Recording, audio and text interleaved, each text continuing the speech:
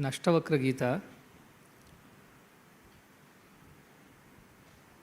Muktabhimani mukto hi baddho baddhamanyapi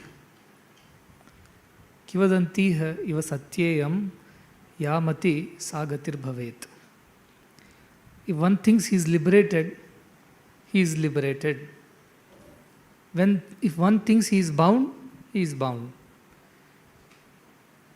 This adage is true, that as is your thinking, so is your fate.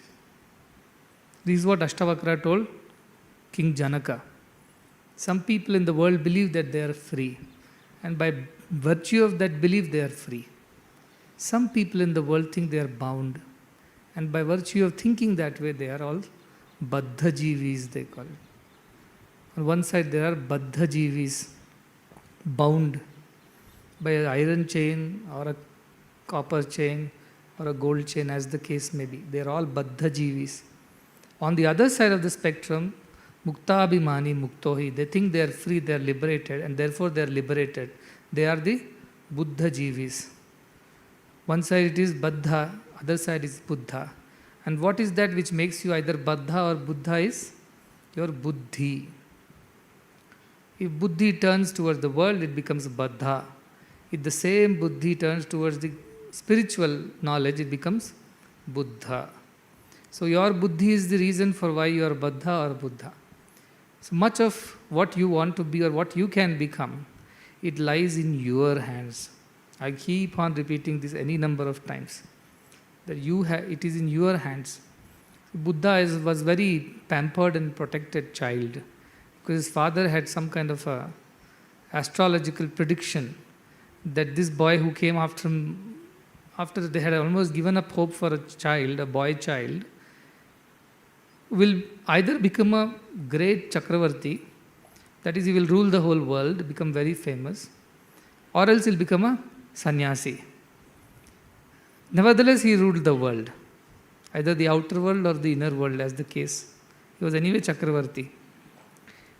The father became so cautious.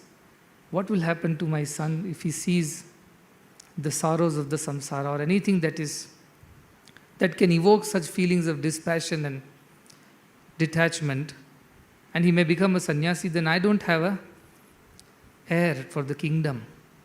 So he protected him from all exposures and only showed him what is good, what is sweet, what is nice to the senses, and never showed him anything which was disturbing. But it so happened that for a long time he lived inside the palace. 29 years he lived inside the palace. Imagine 29 years you've never gone out of your palace. At best you have gone to your gardens and the nearby fruit gardens, forests, whatever nearby, which is completely protected. He never saw death till 29 years. Not even disease, not even old age, not even sickness. He was never exposed to any of these things by his father's efforts. At the end, in fact, they say that even as the animals around or the servants were getting older, they were continuously replaced by the younger looking ones, so that he never gets the idea that old age is also there. That kind of comfort his father Shuddhodana was giving him, only with one intention, that he should never develop dispassion or any kind of detachment, become a sannyasi. He must rule the kingdom, fight battles, expand the kingdoms, and then should become Chakravarti. And what he has done as a king, his son should do 100 times more. That was his ambition, like most of the parents' ambitions. But as it was written, as the fate was, he one day escaped from the palace with a very trusted charioteer, the man who was there, who had raised him since a boy. And as he went, he saw there was a man who was very weak and very frail, and he did not know what it is, because he never saw an old man in his life. So he asked this charioteer, who is this person? What is wrong with him? He said, he is nothing wrong, he is just an old man. He said, what is this old thing? What is this old? He said, everybody will become old one day. Everybody will become old. Your body will become weak, your eyes will become weak, your strength will leave you. And that is how you will live. He said, will I also become such? He said, of course you will become old one day. Is it so? He was shocked. Then he went ahead and saw somebody who was sick. Nobody was touching him. He was going through some kind of a sickness. And he asked, what is this now? He doesn't look old. Then why is he lying like that? He said, because he is sick. He is gripped by some kind of a disease, and that's why he is unwell. And so nobody wants to go near because they are afraid that they will also catch the disease. Coronavirus. So Buddha said, what is this new thing? Is there something called sickness? He said, yes, there is a sickness which also destroys the body. It gives you a lot of trouble and pain.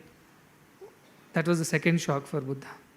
Third, as he was going, it seems somebody's corpse, they were taking for final rites, cremation. And he asked, what is this? Why this man is going, sleeping on their shoulders? He said, he's not sleeping, he's dead. What is death? He said, one day you have to leave this body is temporary. Will I also die? Yes, of course, you will also die. That was the third shock for him. And after these three shocks, he was totally disturbed because 29 years has not seen old age, sickness, or any death.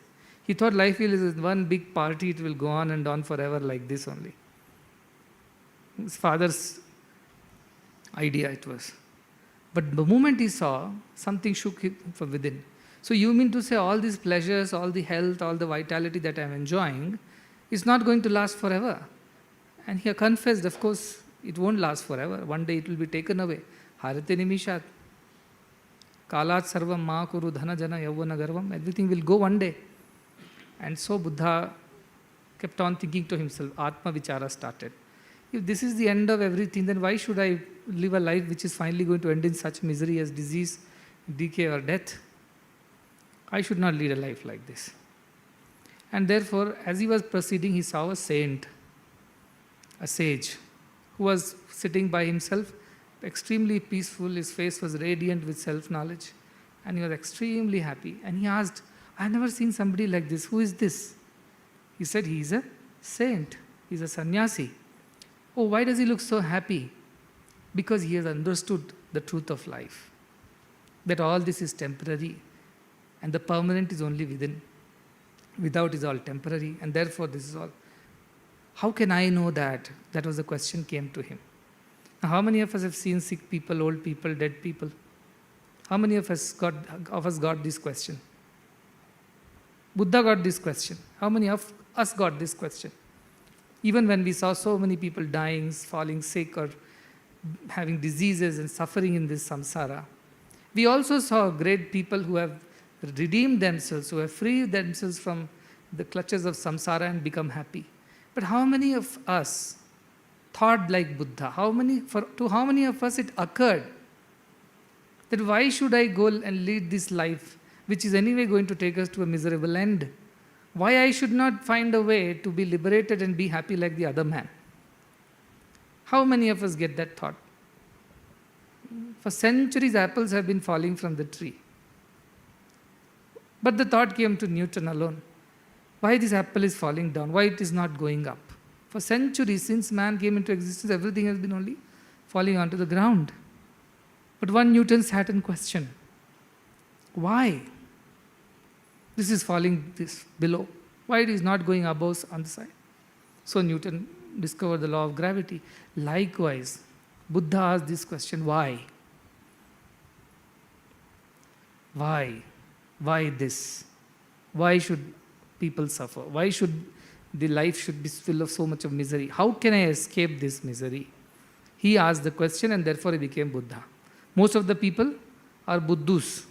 It doesn't even occur to them that there is a question behind all these scenes that are changing every day.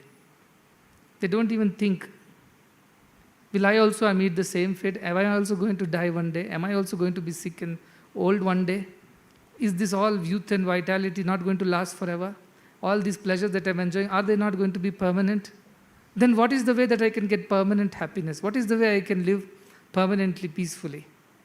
Why we don't get that question? Why Buddha got it? That is the secret of self-realization. The one who gets this question will realize self. All the others who seeing pashyanapi na pashyati muda, they say. They see but they don't see. We see people dying but we don't care. When death comes, we'll see. We see people sick, we don't care. That is for them. I am young and strong. We see people having diseases and suffering, we don't care. We say that is for them. Till it comes and knocks on our door, we don't care. Because we don't care, that attitude does not allow us to liberate ourselves. When we start caring for all the things in life and start questioning them, that is the beginning of Buddha's walk, Buddha's path, who starts asking questions. That attitude is what Shankaracharya, that attitude is what we called it Viveka Vichara, Anatma, Atma Viveka. Or yesterday I was telling about Drishyadrik Viveka. Or our Ramana Maharshi said, who am I? Koham Vichara. Somebody said, Swamiji, Ramana Maharshi, went to Ramana Maharshi and said, you are great being. You did question, who am I? Who am I? Generally we are busy questioning, who are you? Why are you here? But we don't question, who am I? Why am I here? That doesn't occur to us. But it occurred to Ramana Maharshi. When as a boy of 14, when he underwent some kind of a transformative experience in his home, where he left his body and his body went up. And he saw himself lying below and he saw himself lying above. And he asked the question, what is this going on? And he felt a sense of tremendous peace, which he never experienced while he was in the body. And so when he was pulled back into the body and he came awake, this question gripped his mind. What was that and what is this? If I am this, then who was that? If I am that, then who is this? Am I both or am I none? 4 are there, 4 questions. It is, and it is not. That's the first question. Is it there? Is it not there? This is there and that is also there. Is it? This is not there, that is there. And finally, this is not there, that is also not there. None of these questions occur to us. Is this real? Is that real? Is this real, that unreal? Are both unreal? None of these questions occur to us. But they occur to Ramana Maharshi. So he became liberated. He took that question as his pursuit of life. And he came all the way walking to Arunachala. They sang Arunachala Shiva. I was remembering Arunachala and Sri Ramana. And as a boy, he went into the mandir, somewhere found a corner, quiet corner, because wherever he was sitting, people were coming and children were teasing him.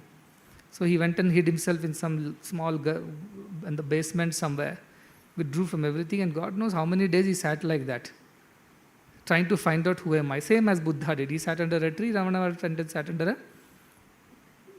temple, and asked the same question. What is the purpose of all this? Who am I? What is the reason I am here? Why am I here? They didn't ask, who are you? Why you are here? They first asked, who am I?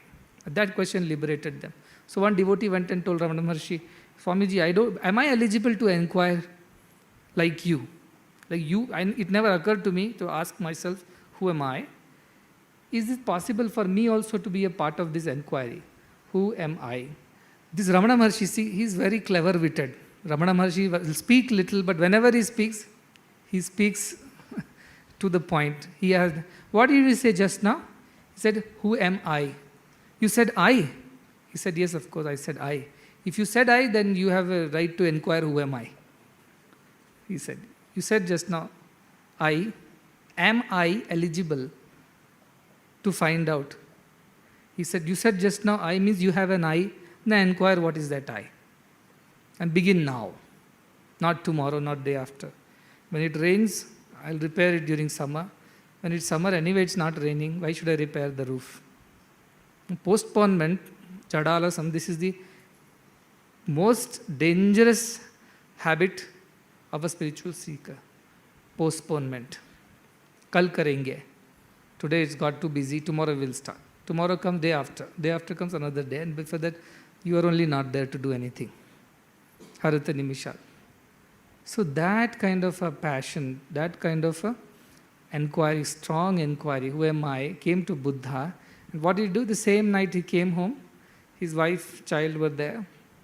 But he felt some kind of a question that I need to know where is the end to this misery. How do I find out? I cannot find out in this palace because my father would not allow me. So let me go out.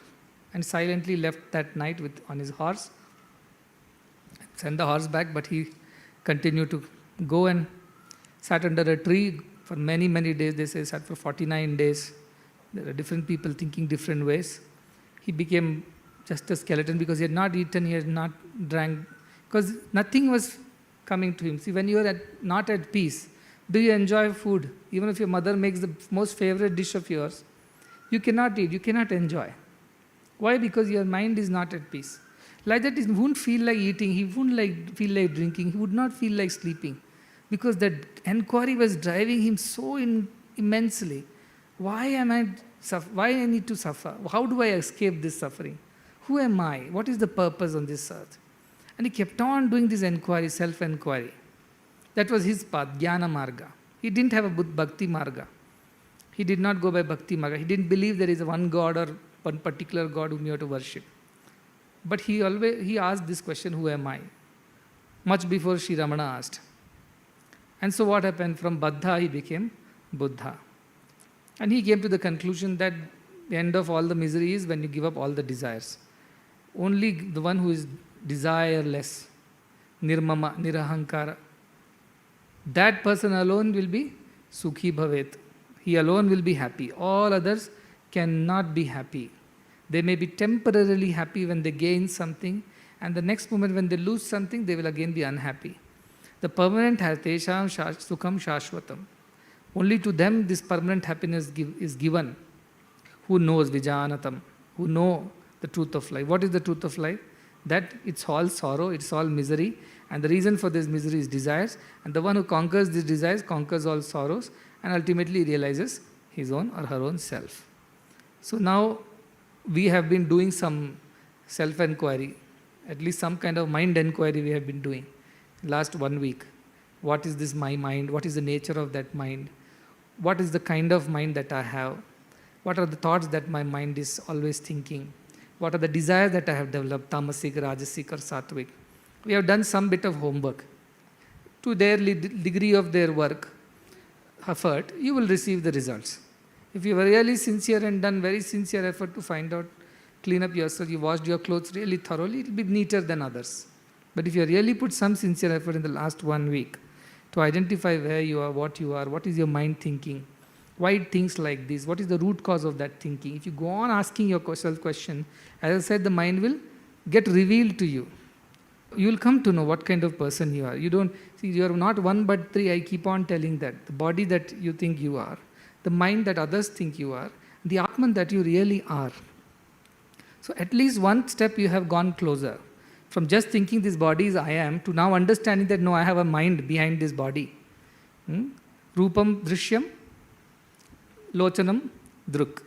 All that I see is the drishya, seen. Eyes are the seers. Then what happens? Tadrishya, when eyes become the object to be seen, drik manasam, mind becomes the seer, they say. So your mind has become the seer in the last 1 week, and you are observing. But your mind is also not the seer. What has happened to you? Something else has been seeing the mind. Isn't it? Drishya drivrittasya. The mind's vagaries become the object to be seen. And who is the seer?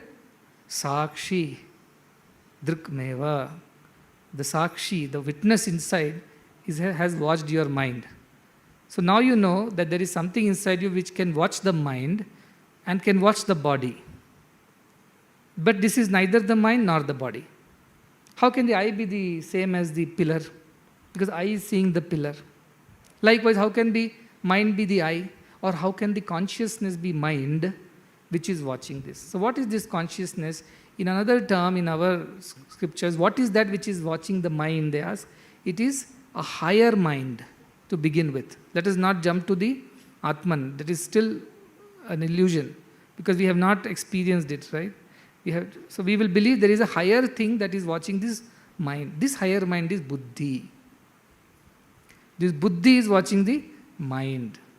And what is buddhi? Not ordinary intellect.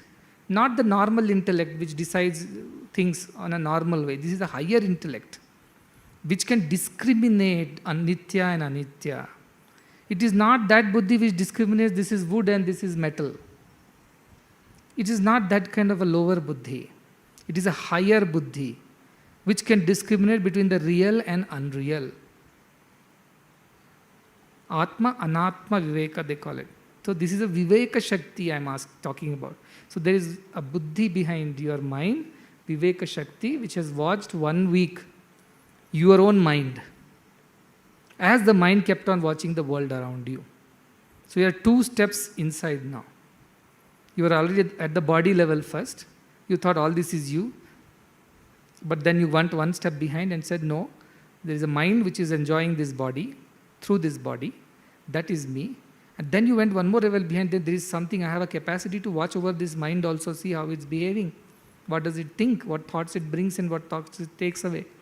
So you understood that you are 1 level behind. That is why Bhagavad Gita said, you see, Indriyani paranyahu, indriyabhya param manaha, manasastu para buddhi. We are only at this level. 2nd week, we will be at the level of buddhi. Yo buddhe parastastu saha. There is 1 more, but that level nobody can explain. That you have to experience.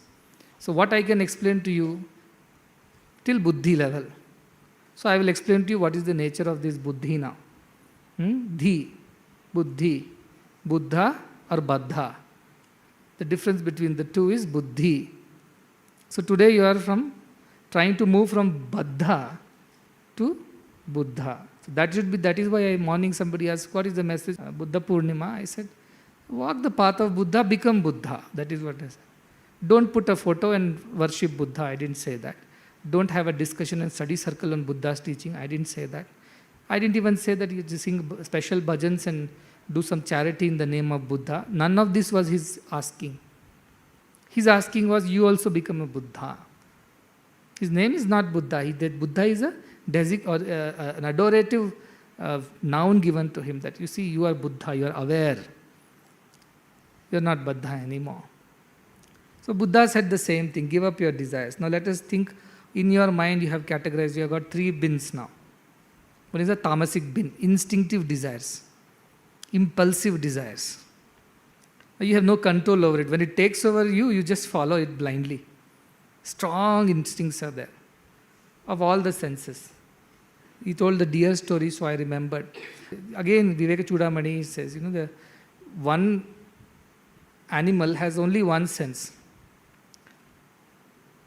Man has all the 5 senses. How? Patanga, Brunga. Patanga means this moth. Nowadays, lot of moths are coming. What is its attraction? Light. It sees the light. So its eyes make it go and die. It sees the light, it cannot resist the light, knowing very well. Look at this point, you have to note. It is so attracted by the light, knowing very well that if it goes into the light, it will die. Yet it goes and dies. Baddha Jivi. It knows it is going to get burnt into ashes. Yet it goes. Look at the helplessness of this mind of that insect. Look at the lack of discrimination of that insect. Next moment will be dead, it knows, but yet it cannot resist. Janami dharmam. Unfortunately for the animal, no, he doesn't even know, it's instinct. The dharma doesn't exist. I'll come to that topic little later. So it goes and dies itself, kills itself in the fire, knowingly, unknowingly, ignorantly, Buddha, Buddhi, Buddha, whatever it is. Ultimately it dies, that's the end result. Meena, tongue, taste. How do we catch fish? You put a small bait, small insect, or another small fish you put onto the hook, fish hook, and put that line inside the water. What does this fish do? It knows behind this little insect which is so tasty, there is a deadly hook. There is a deadly hook. Many of the fish in the pond have all died because of this earlier. But it is not Newton, it doesn't get the question. It is not Buddha, it doesn't get the question, why should I go and die? Many fish have died. My grandfather died, my grandmother died like this only one day. But it doesn't get this question. See what kind of Buddha it is. Driven by the instinct, chapalyata, goes and puts its mouth into the hook. Next moment, even before it can taste that bait, it's eaten up by the fisherman. Just by one tongue it suffers. Look, the mruga, it listens. Sound is its attraction. So how do people catch deer in the forest? They make some sound with leaves, the rustling of the leaves. The deer may or may not know it is because of the hunter. Yet it is so driven by that sound, influenced, that instinctively it goes towards the sound and gets caught in the net, gets killed. But just by one sense of hearing. Elephants, you know how they catch elephants? Matanga. They send a female elephant into the forest. And what does this female elephant do? It goes and rubs against the male elephants. And those male elephants go mad by the touch of this female. They can't think anymore. They just lose all sense of discrimination thinking. And this one female elephant comes back with 10 male elephants. Whomever she touches, that elephant goes mad. Cannot think anymore. Touch. For one sense of elephant kills the elephant. Isn't it? What else is left? Smell. Who smells? Bees, brunga. What does it do? It goes to a big flower, and the honey, the smell of the nectar in the flower is so strong. It can't resist. It knows if it goes there, it may fall into the flower, into the sticky honey, and never come out. Many times you see, if you go and observe, children should do this because nature is the best teacher, I always say. Go and look into flowers. Sometimes you will find small insects dead inside the flower itself. How did that happen? Because driven by the scent of the flower, they go, thinking that they will enjoy the honey. But what happens? They die and they become the food of the flower. And there are carnivorous also. Some biology students would know. Trap they call, Venus trap. Venus fly trap. It catches the fly and closes itself. But still the flies go. The fly knows. My great-grandfather also was caught like this only and died. We had a funeral later. Ayyo. Then my grandfather nevertheless again went and fell in the trap. We had another funeral later. My father also died the same way. Yet it will go and fall into that, for that little honey. Yet, that question does not come to these animals. Why should I repeat this? Why should I do this when I know this is the straight door to death? Why should I repeat this? Why should not I avoid this? None of the animals get that thought. So if humans also don't get thought, what should I call those humans? Worse than animals. Because animals did not get this buddhi. They live by their instincts. They have lower intelligence, how to do some simple lower things, animal things. They don't have higher discriminating intelligence which can discriminate instincts as dangerous and give them up. That is not given to them. So it is given to human. But what kind of human? If you are a Duryodhana, and Krishna told, what is this? Why you are getting into this? He said very clearly, Janami dharmam nachame pravritti. I know what is right, but I cannot follow right. Janami adharmam, I know what is wrong, nachame nivrutti. I cannot get rid of wrong. I am like that only, I am driven by that. So first level, are you an animal? You have to ask yourself that you don't even think you have made that mistake 100 times and felt sorrowful, troubled yourself, yet you go and make the same mistake again. Are you in the animal category? You ask yourself. And unfortunate thing is animal had only one sense. We have 5 senses to deal with. That's what Shankaracharya laments. What is the fate of a man? He has 5 senses to deal with and save himself from the danger of 5 senses.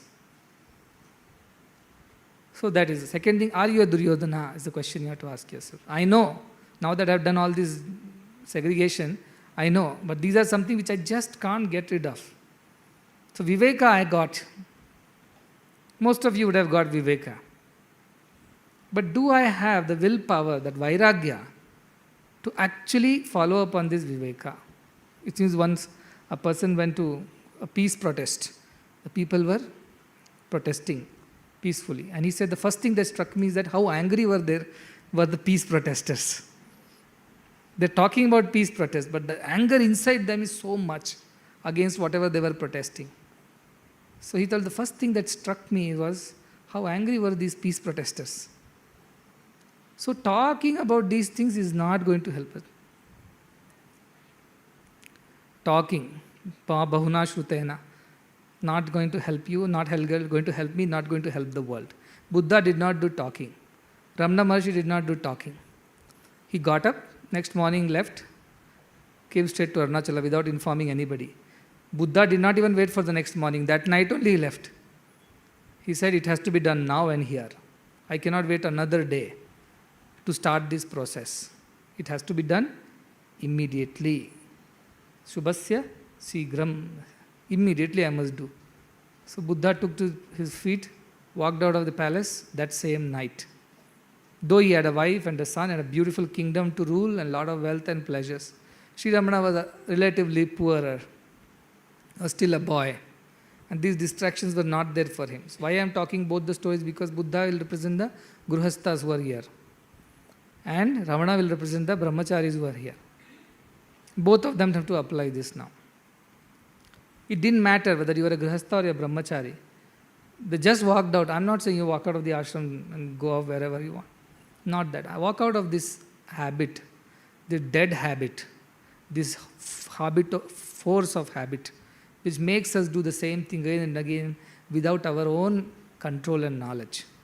We are not Buddha, we are Baddha. We are as if slave to this mind and senses and our instincts and lower intelligence. And we keep repeating the same thing again. We get angry, we get angry again. We develop a desire, we develop the same desire again. We tell a lie, we tell lies again. How are we going to get out of this? Are we going to be that elephant and that Bringa and Meena and Patanga and all those and meet our end, miserable end? Or should we rise above and ask ourselves this question, whether I can get out of this and do something about it? So this week is about getting out of it. This week is about Viveka combined with Vairagya. This week is about not just thinking about doing it, but actually doing it. So will we be able to get rid of all these vasanas, instincts, desires on the next morning? May not, maybe, I don't know. Your Purva Janma Prarabdha, your Purva Janma Sukrutas, I don't know how they are. But it's possible if you continuously work on it. I was giving the example yesterday, if you have our mothers are there, they'll understand. Sometimes they forget the milk is boiling and vessel gets burnt. Isn't it? Then how much time does it take to clean that vessel which has got burnt? For a week that stain will be there. You keep scrubbing and scrubbing, soaking and scrubbing and soaking and scrubbing. The vessel is literally useless for the next 1 week. Till you get rid of because it's little dirt, you put milk in it, milk will get spoiled. So that till the last bit of that burnt, sticky dirt is there in the vessel, you cannot boil the milk again. Likewise, some vasanas might have been there from many, many births. And to getting rid of them will take longer time. Some might be little burnt. The moment it started burning, you went and switched off the stove or whatever and saved the vessel from getting burnt. So that is also there. So there will be easier to clean up. Some might not have been burnt, it's just a little sticky butter here and there. And that can go away very quickly. So you have desires will be of all kinds. And don't think only tamasic vasanas are the toughest. Sometimes sattvic vasanas might be more tough than tamasic vasanas. The burnt thing is maybe the sattvic vasanas. I'm doing good. Nobody appreciates me. Nobody knows me. I am a good person. Nobody acknowledges it. That could be so strong. Or a rajasic vasana. I am rich or I am wealthy, I am beautiful, I am handsome, I am intelligent. But what is the use? In this ashram, nobody cares for it. How beautiful I look, how handsome I am, how rich I am, how intelligent I am. Nobody even pays attention to it. A lady was there. She sold her land, small piece of land, and bought gold bangles. And she wanted to see to that everybody knows that she has bought the bangles. And she's going, everybody, so namaskara, how are you? Are you fine? But still people were not noticing her fate. So what did she do? One day she got so frustrated with herself, she put fire to her own hut. She burnt her own hut, and the fire, when hut burned, whole village came running. Hey, whose hut is burning? And what she is doing, she is dangling her hand in front of the fire so that people will notice that she has got bangles. Look at her desire for recognition and acknowledgement. Look at that. She can burn her own house to see to that everybody comes and acknowledges she has got gold bangles now, which in a village is very rare to have, because she sold a piece of land. That level of self-destruction we can go to if our desires bind us. All these animals were destroying themselves because of their desires. Same thing applies to man also. His desires can destroy him or her, or whichever case, boy or girl, whoever, doesn't matter. And that is the time when we have to become Buddha and discriminate, use our buddhi. That what I am going to do, is it in line with the ultimate goal of my life? Or is it something that I don't care about? I have no goal. I'm not saying if you have a goal, you will not make a mistake. But Swami Vivekananda said, if you have an ideal, you may make 1,000 mistakes. But if you don't have an ideal, you will make 50,000 mistakes. So I'm not saying tomorrow you will be all Brahmagyanis and Buddhas here. This 1 week of effort is also maybe not be enough. It's a regular, continuous, ongoing process. When Buddha himself sat for 49 days, without food, water, and any company or anybody around, under a tree, and then he had this realization. And he got tempted many times in between because of hunger, because of this, but he never got up. He said, no, till I get that, what is the use of this life? And he sat. I'm not saying you have to go through this kind of ordeal or this kind of tremendous austerity. But all I'm saying is that you must pay serious attention to the effort that you must make to get rid of those attachments that you have developed. It could be anything. It could be related to all the 5 senses. It could be related to your mind, the Rajasic ones. Just acknowledgement also for your good work. Any negativity towards any person, the hatred that you are carrying for a long time, or attachments that you are carrying for a long time, secret attachments, or any kind of fear that you are having in your hearts of the future, of a person around, of the boss, of the wife, whoever it is. Ask yourselves, if you have worked on all this, the first bin that things have to be thrown out of, get rid of, is instinctive ones, because we are not animals. Our senses cannot drive us. We are not slaves to them. Our mind cannot dictate. We must do. There's some people kleptomaniacs, they steal things. They see anything good, put it in their pocket it off. Anything. They steal from hotels, they steal from people's homes. Kleptomaniac. There's a story, one Rishi, a saint, was called to a home for lunch. And he had his food, and he was served in silver plate and silver bowls as the tradition was. At the end of this thing, he happily, silently put one cup or a spoon or a tumbler, silver tumbler, in his bag and escaped. After going a little distance, he said, what did I do? Why did I steal this silver? I am not attached to it. I am supposed to be sannyasi. I never had desire for it. How did I end up? He asked. That eureka, that moment came to him. Arey, what did I do? Why did I take this? And he went back straight to the same house and confessed, I took this, I am returning this, I am very sorry. They are shocked. We thought he's a great jnani. How come he stole a silver tumbler from our house? He said, see, I also am surprised. So then they investigated. Then this Rishi asked, who cooked the food? The house said, sorry. He called his wife and asked, did you cook the food? Wife said, sorry, I'm going through my monthly issues. I couldn't cook the food today. I asked a neighbor's servant to come and cook food. And this neighbor's servant had the habit of stealing things from houses.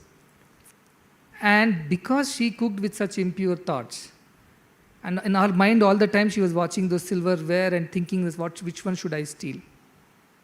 And so she cooked the food with that thinking, and that's why that food, jaisa anna vaisa man.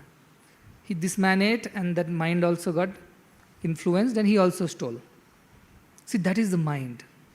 How quickly it gets influenced. If you just leave it for a minute without paying attention to it, When you see, Srinivas says always, our Sri Srinivas, when you stand there and pay attention to all the construction, nothing moves. One day you don't pay attention to the construction, all the wrong that can be done will be done on that day. You are watching your child 23 hours, 59 minutes, nothing goes wrong. 1 minute you turn your head this way and he's destroyed something. That is the nature of mind. 1 minute you don't pay attention to what it's doing, it does the damage. So that kind of alertness, that is the Uttishta, Jagruta, Prapya Varan Nibodhata. This is Kathopanishad. Yama tells Nachiketa how a man should attain self-realization. Uttishta means you will be up and eager, ready. Ready, steady, go, as we say. Uttishta, Jagruta, be alert, be awake of your ways of the mind. It will now start dissuading you. No, this one is not to be discarded. It may be useful, who knows, it may just come to some use tomorrow. As I said, if you tell a woman to clear his cupboard full of saris, or even boys to remove some of their play articles or things, they'll find some excuse of the other why this might just come to our need sometime. Like that, the mind will now start playing tricks. It will try to convince you why this is nothing wrong with what you are doing. Why there is nothing wrong in hating that person because he deserves to be hated. Why there is nothing wrong in thinking ill of that person because he cheated you, he deceived you. Why there is nothing wrong in storing a little bit for yourself because you're supposed to be responsible for yourself. Why there is nothing wrong in seeking acknowledgement for the good work. After all, for bad work everybody talks about. Why should they not talk about good work? Your mind will come with new tricks and tell you why you shouldn't get rid of those desires and thoughts. It will come and tell you 100 very, very sweet, convincing answers, and many times you will almost get convinced also. What it's saying is right. That clever is the mind. So now you will see the next phase of its chanchalatvam. And also, not just chanchala, not just its shaky, but also how clever it is, because it has got the lower intelligence with it. But how do you cut iron? You cut iron with iron. How do you remove a thorn? You remove a thorn with another thorn. So that is why I told you have to use this Mahabuddhi, the higher intelligence, to beat the mind that is lower intelligent tricks. Jnana Khangena. With the knife of jnana alone, you can cut this thing out. Because mind also has some lower intelligence with it. See, intelligence is a very in the middle thing, you know.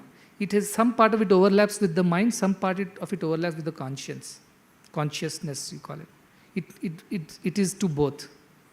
Because ultimately, to know the consciousness also, you need the buddhi. Shurasya dhira is a sharp intelligence, like the edge of the knife. That is, Kathopanishad continues to say, how difficult is this part? Shurasya dhara. Duratyaya. Very difficult. As difficult as this edge of a razor. It's as difficult. Who said this? Not me, not you. The great people who have walked this path have told this. Kavayo they call it, means the knowledgeable ones. They said this, that this walking on this path, Uttishta Jagruta is all fine. Ready, steady, go is fine. The moment you start going, you'll know you're walking on a razor's edge. It's as careful, because little this way, that way you'll get cut. So mind, now you see how it will use the lower intelligence to convince you that you should not have to stop this. You should not have to give up this. You need not change your ways, because A, B, C, D, it will go on. It will convince you.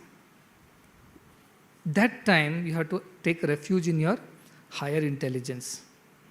And tell the higher intelligence, be a good friend to my Viveka. You are a good friend to me, I know you. Vairagya, you are another good friend, I know you. On my right is Viveka, on my left is Vairagya, two of my best friends. Please be with me, I am going to deal with this mind today. No, be on my right and left.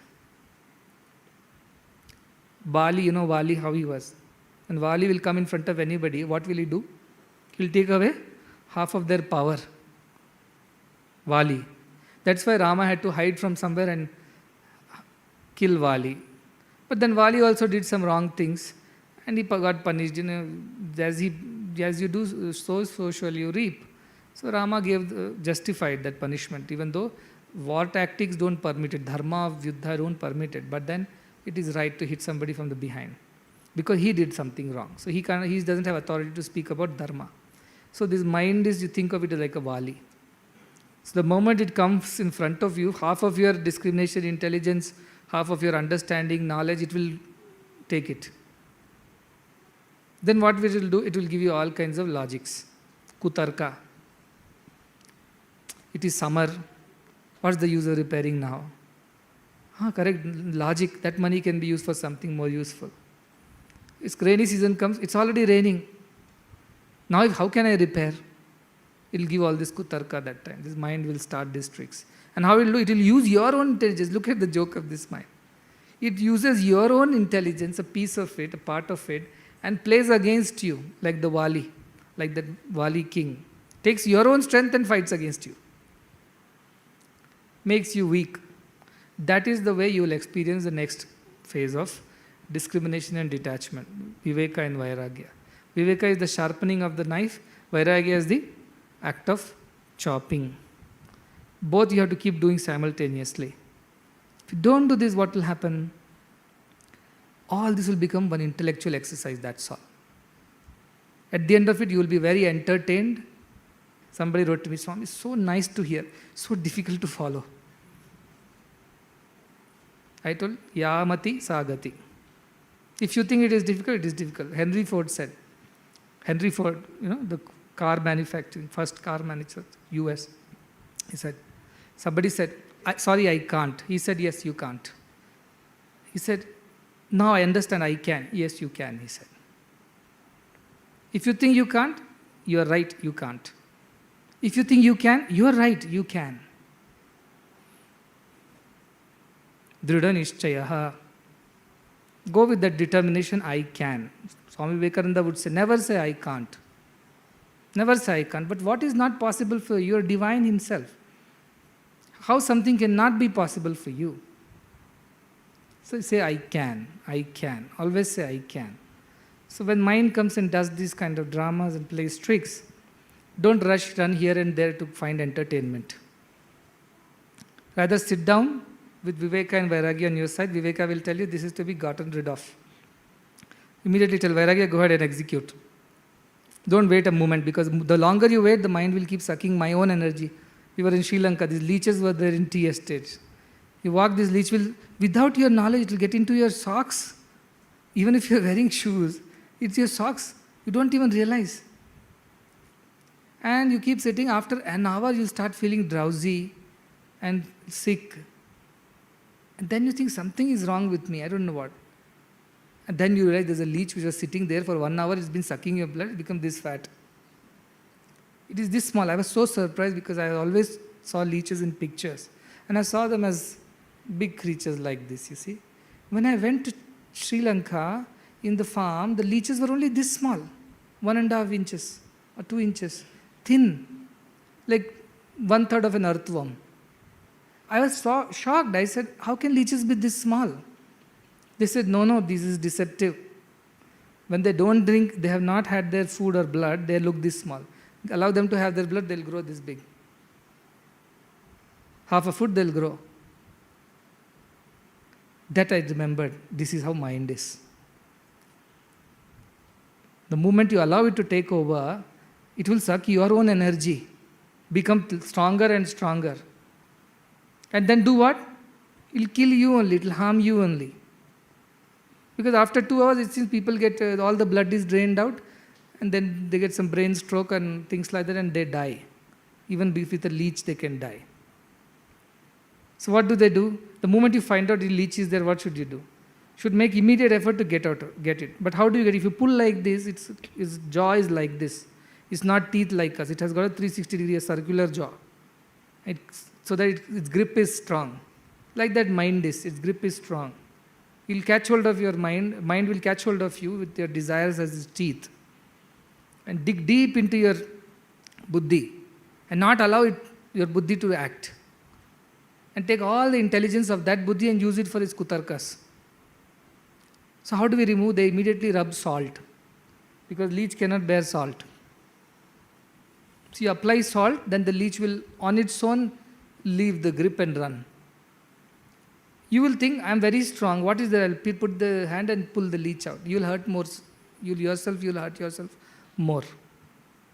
So there is a trick to get rid of that leech. Likewise, don't think you are stronger than the mind. Don't go and stand in front of the mind. Come on, let us fight like Vali, Sugriva. You are foolish. There is a trick. Send Vairagya to deal with the mind. Like a king sends his Senapati to fight the war. He stays in the palace. You stay in the palace of your Antahkarna as the owner, as the king of the palace. And you have two ministers, Viveka and Vairagya. Viveka is your prime minister. He tells you what to do. And Vairagya is your commander-in-chief. So Viveka tells you, these are all wrong habits, these are wrong thoughts, these are not necessary, these are unwanted, this is not divine. It will tell you. The moment it says that, tell Vairagya, commander-in-chief, go attack. I am not coming. Because if I go, you will take my energy. I will be behind you. I will still be a karta. I will still not be the doer. I still have things or people who can do things for me inside me. Because I don't want you to get into kartritva bhava with this.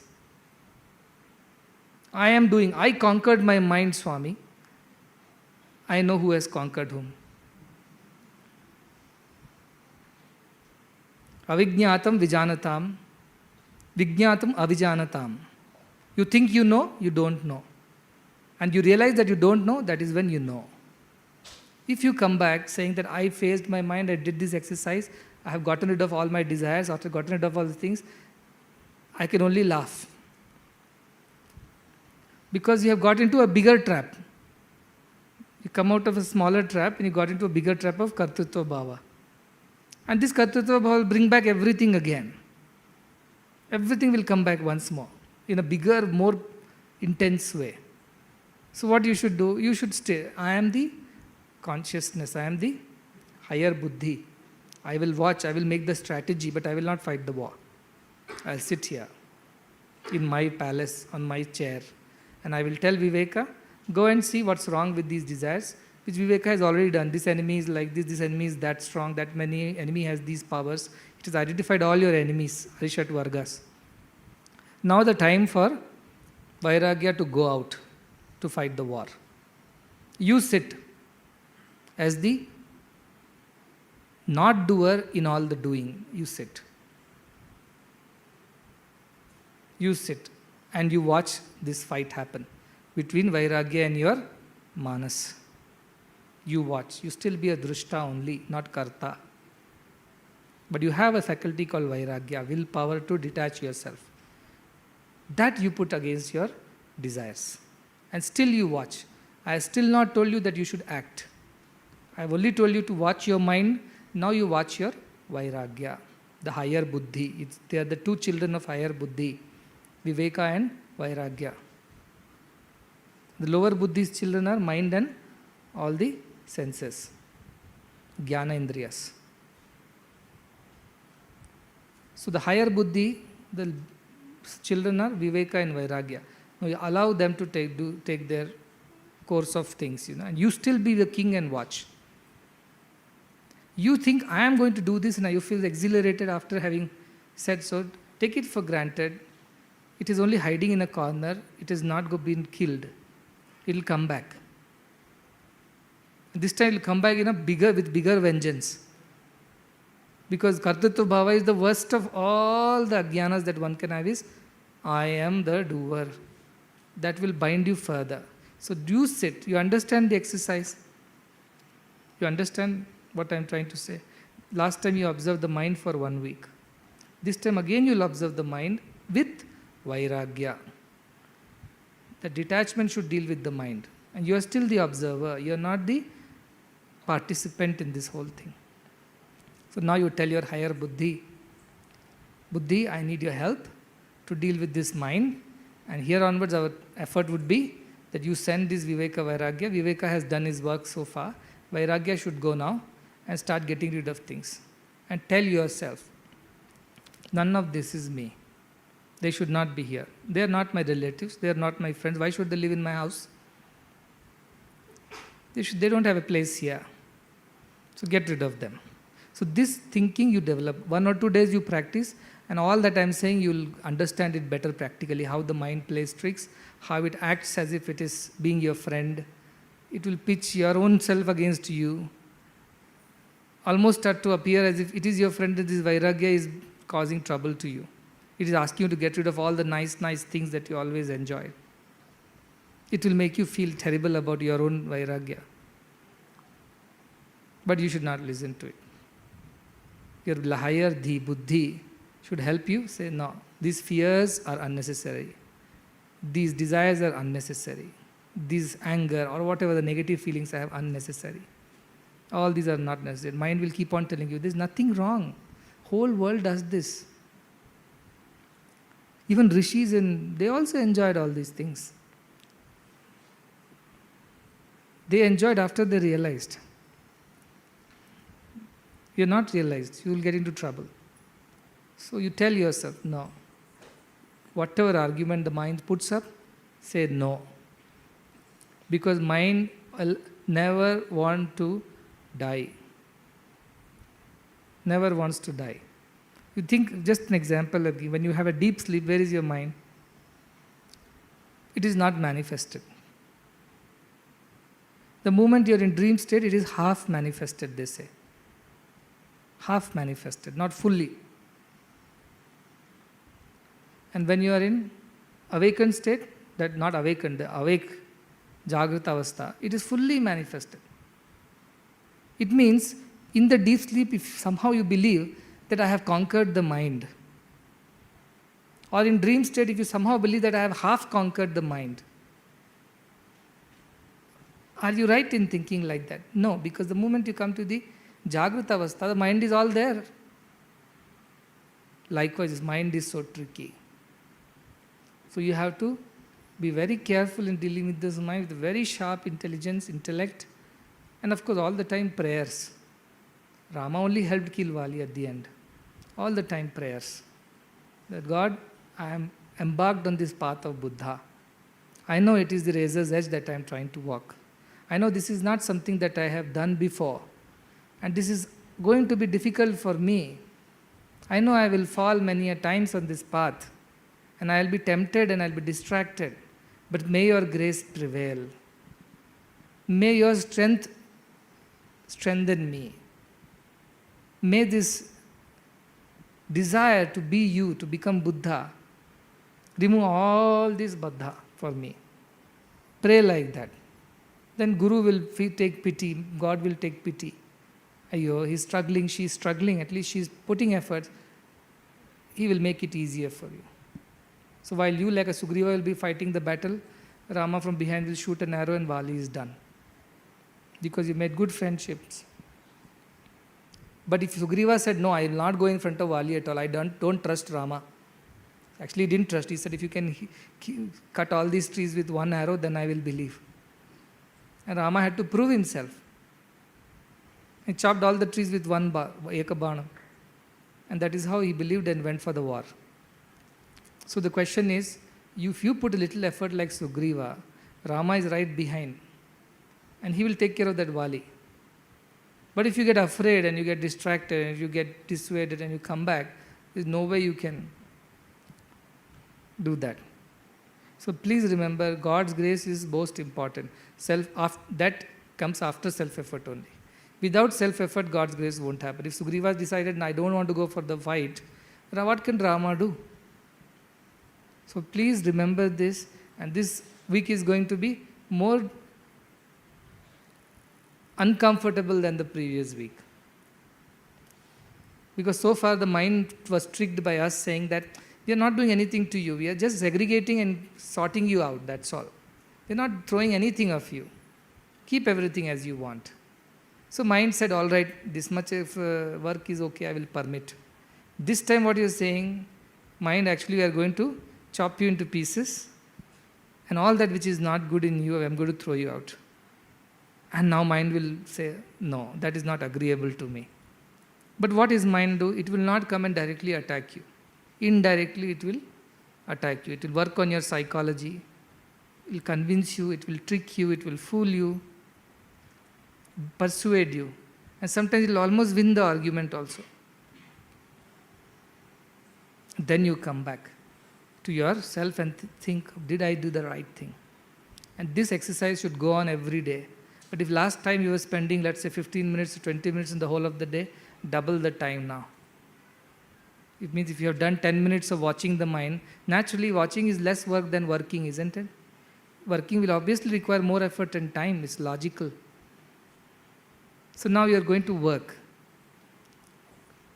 Identifying what has to be thrown is less effort. Picking it up and throwing it out is more effort. That effort is obviously take more time and perseverance. So already be mentally prepared that you double the time of whatever you have done to clean your mind, double the time it will take. That is a simple formula. So use that for this week and continue work and throw everything. As I said, at the end of it, you should not be left with anything actually, ideally. But it may not happen in the beginning. Some things will be left. Now, one thing for younger boys and girls I want to tell. Some of the desires of the senses will definitely be the most difficult to get rid of. Even if you tell, I don't want it, it is there. Like in deep sleep, it is sleeping, but it will come awake anytime. The child is sleeping, house is peaceful. Child comes awake, it will be mess again. So tell yourself, there is a dharma to everything. With dharma if you go, no problem. Without dharma if you go, all problems are there. So there is a dharma to speech, there is a mano dharma, there is a deha dharma is also there. All these dharmas if you follow, then there is no problem.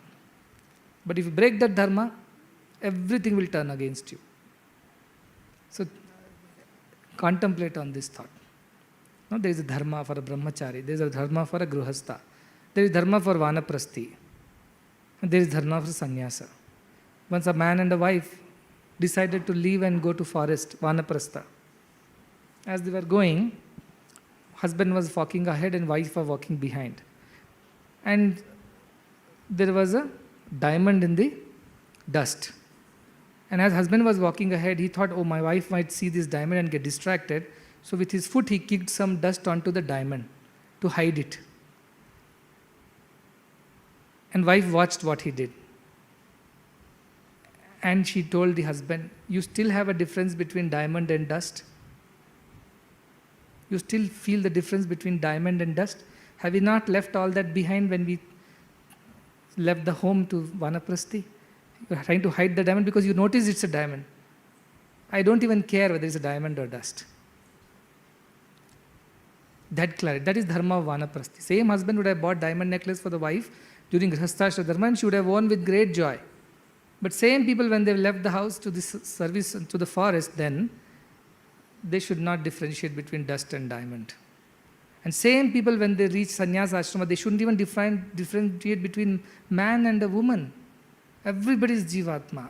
His own wife is a jivatma. He cannot. So what if he had lived with her? So what? She bore children and took care of him. At sannyasa ashrama, you are just another jivatma. I am another jivatma. We were not together in this. We are on our own journey. Till Vanaprastha, we are together. So there is a dharma. But brahmacharya, wife can be there by your side? No. Grihastha? Yes. Vanaprastha? Yes. Sannyasa? No. This is dharma, is all I am saying. This is all is dharma. So make sure that your dharma is being followed at whatever level. So if mind says, no, it is natural, it is right, it is quite obvious, it is correct, it will say. You say, yes, it is correct. Within the limits of dharma, it is correct. I am a brahmachari, my brahmacharya dharma only allows so much and not beyond. Now I am a grihastha. As grihasthi, I have a dharma, I have a one wife, Eka Patni, Rama's ideals are there. So you say, I have one wife and I have one family, that's it. So follow that dharma. Then you come to Vanaprastha ashrama. Then you have to accordingly follow Vanaprastha's dharma. Then you both have to help each other grow towards God now. And disentangle yourself from your children, family, wealth, all kinds of things. And then you finally come to the sannyasa dharma, where your wife also is not your wife anymore. She's another seeker. And there is no difference between she's a woman or a man. I'm a husband or she's a wife. Doesn't matter because you both are same in the eyes of God, in your eyes too. That kind of samadrishti you develop at the end of sannyasa. So, dharma wise, you follow everything. Without dharma, if you do, everything will go wrong. With dharma, everything is right. So, that also you keep in mind. And I know you will get more questions now. First week, some people got some questions, but I think more or less you would have got the answers within yourself. But now you will get more questions. Swami, I have this issue, I have this problem, I just cannot get rid of it. Is it right? Is it wrong? Should I not? These questions will now start haunting you. You have played video game, isn't it? All of you must have played a game, normal game also. First level is quite easy. Second level, tougher. But that's when you get more points. That's why you get closer to the goal. Third level will be even tougher, even more complications will come. When I will tell you, you have to believe you are not the doer. You have to still sit steady in the center. That will be even tougher level. Till now you are observing whom? All things outside you.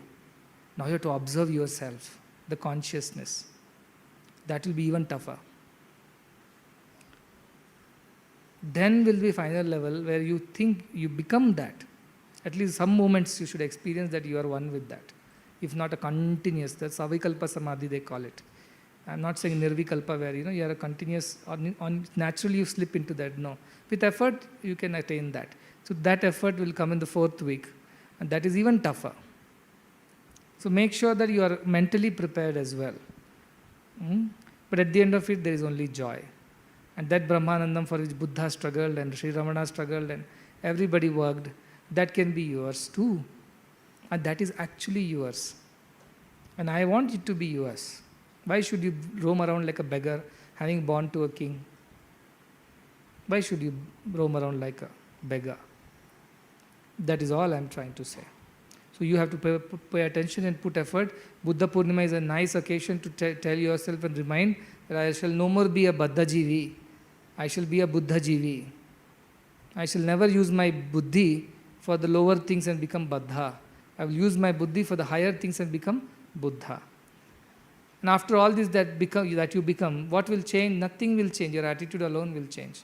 You'll continue to go to your offices, you'll continue to come for bhajans, you'll continue to go and play sports and do everything, but with a new, refreshing, liberating attitude, not binding attitude. That's all the difference would be. Nothing else will grow around you or above you or below you. Nothing will change. Inside only change will happen. So that is very important if you want to lead the rest of your life in peace, harmony, in bliss.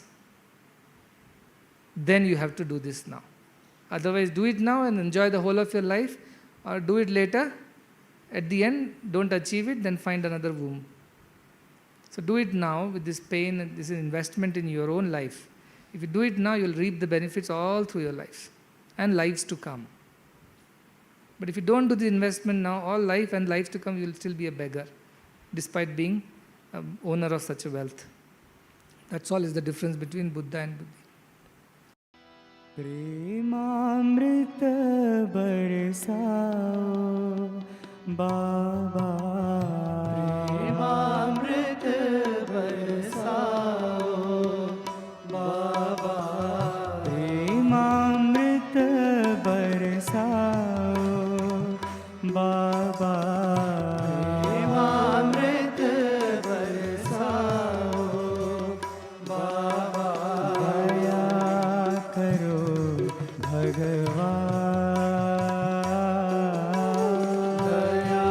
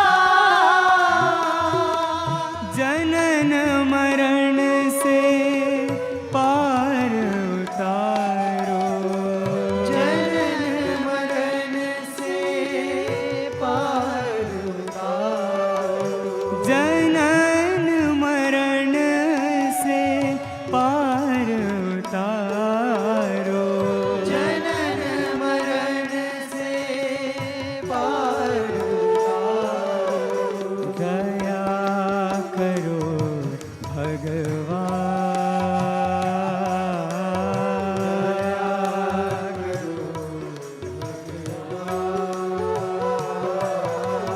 कृपा करो भगवान, कृपा करो, दया करो भगवान, दया करो भगवान, कृपा करो भगवान, कृपा करो,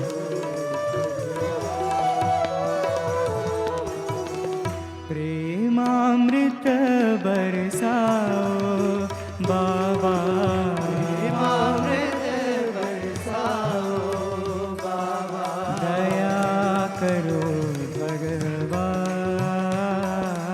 दया करो भगवान, कृपा करो भगवान, कृपा करो, तुम्हारी दया बिन कैसा जीवन, तुम्हारी दया बिन कैसा जीवन, रोम रोम में बसने वाले राम, रोम में बसने वाले राम, रोम रोम में बसने वाले राम, रोम में बसने वाले राम, जनन मरण से पार उतारो, जनन मरण से पार उतारो, दया करो भगवान, दया करो भगवान, कृपा करो भगवान, कृपा करो भगवान, दया करो भगवान,